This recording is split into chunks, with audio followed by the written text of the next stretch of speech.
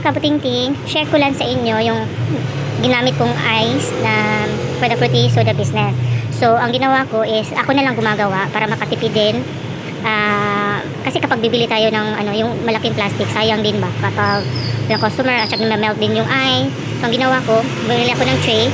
Ito, nabili ko sa DIY kasi ang nagustuhan ko sa kanya is may takip. So, siya, safe yung ice natin. Ayan. Nabili ko lang to mga 70 plus. Forgot the exact amount talaga. Pero 70 plus siya. Pero, hindi lahat ng Mr. DIY outlet meron sila. Minsan kasi, bilis lang maubos. Ito. At saka pag matigas na yung ice, ako may mga, 7 trays. So, ginawa ko, pag matigas na siya, nililipat ko sa ice cream container. So, may dalawa akong backup na ice cream container. Ito, nilagay ko dyan para malinis.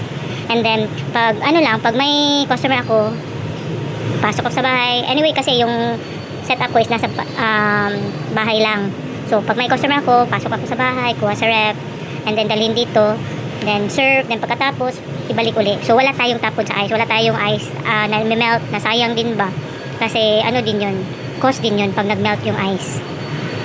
Kaya, ito yung way ko na hope ma-share na tipid tip. Kasi, din kasi kapag, wala namang problema dun sa, kapag yung plastic ng ice gagamitin natin. Kaso lang, matrabaho siya. Minsan kasi nakita ko, idukduk nila sa pader, which is, ayaw